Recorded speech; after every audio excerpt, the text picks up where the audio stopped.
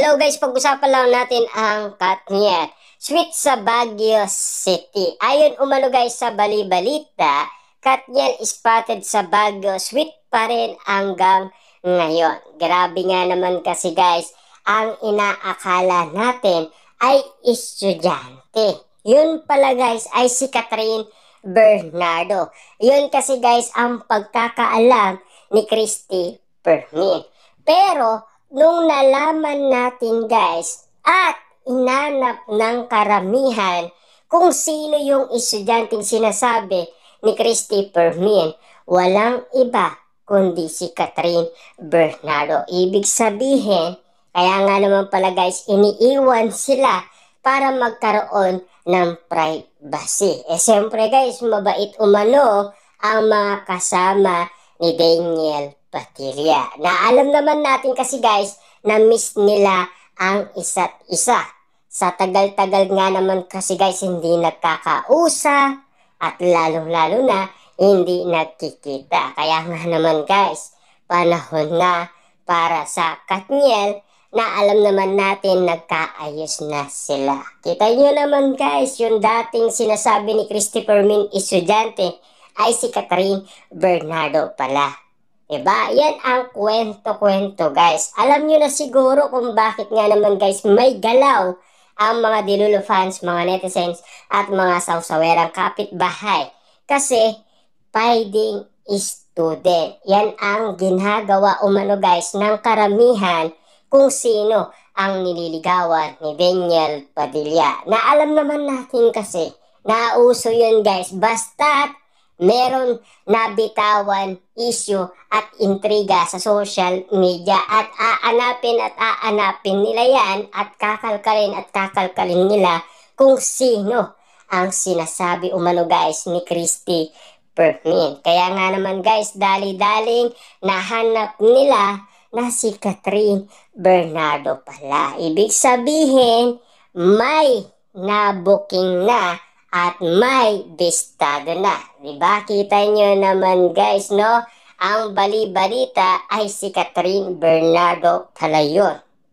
Kaya nga naman pala guys, si Catherine Bernardo ay spotted na sinusuot umano ang mga ibinigay ni Daniel Padilla. Kita nyo naman guys, no? Iningatan at inalagaan ni Catherine Bernardo ang mga gamit ni Daniel Padilla na ibinigay kay Catherine Bernardo. Ibig sabihin, mahal na mahal pa rin ni Catherine Bernardo si Daniel Padilla hanggang ngayon. Sa dami nga naman kasi guys issue at intriga na alam naman natin walang natutuloy. Meron naman guys natutuloy, 2 days lang, 4 days, ganyan, 1 month, pero hanggang doon lang. Yun lang kasi guys ang kwento sa kanila. After that, wala na. Ibig sabihin, kina Daniel Padilla at Catherine Bernardo hanggang ngayon guys nagpapatuloy pa rin. Kita nyo naman guys, no?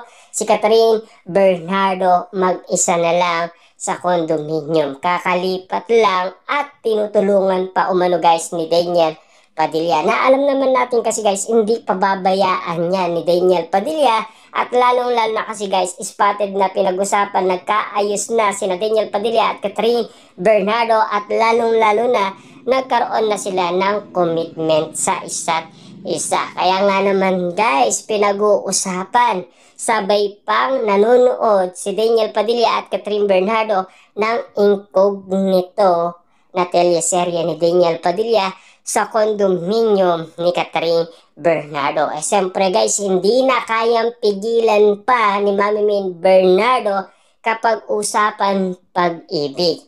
Kayang-kaya na daw i-handle yan ni Catherine Bernardo kung sino ang pipiliin niya at kung sino ang mamahalin niya. Ayon umano guys kay Ogie Diaz, may sariling free will si Catherine Bernardo. Pero si Ogie Diaz guys, ayaw niyang maniwala umano kasi ang paniniwala niya nandoon pa rin sa solid source niya. Kasi ang pagkakaalam kasi guys ng solid source ni Ogie Diaz, si Mayor Mart Alcala at Catherine Bernardo ay magjowa daw, diba?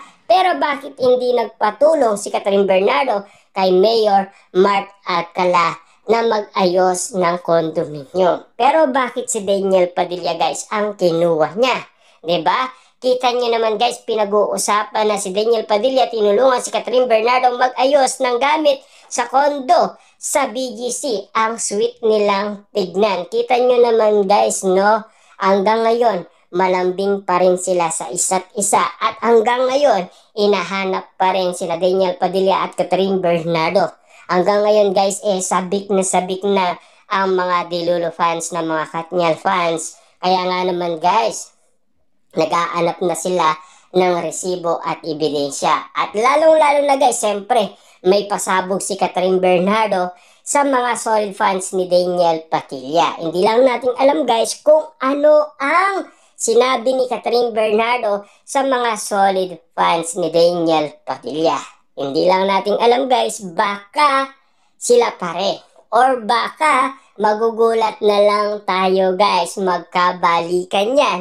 Kasi sa haba-haba nga naman kasi guys ng pinag-uusapan, baka yan guys mapunta pa yan sa kasalan. Kasi naniniwala umano guys ang mga Dilulo fans na Katniel fans na si Maja Salvador at Rambo matagal nagkaiwalay pero nagkabalikan at kinasal at nagkaroon daw ng baby. Yan kasi guys ang inala nila. Kaya nga naman guys, yun din ang inala nila kina Catherine Bernardo at Daniel Padilla. Waiting lang naman tayo guys sa mga issue at intriga kung ano talaga ang nilalaman nito at kung ano ang pinag-uusapan at kung ano ang pinagkakaguluhan at kung ano ang pinagpepestahan.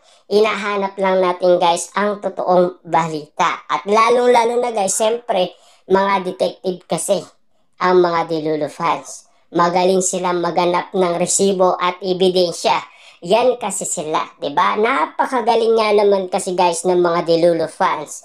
Ang galing nilang mag-anap ng mga resibo at ebidensyang pwedeng magpatunay kung ano na ang status ni Catherine Bernardo at Daniel Padilla. Siyempre guys, mga fans yan.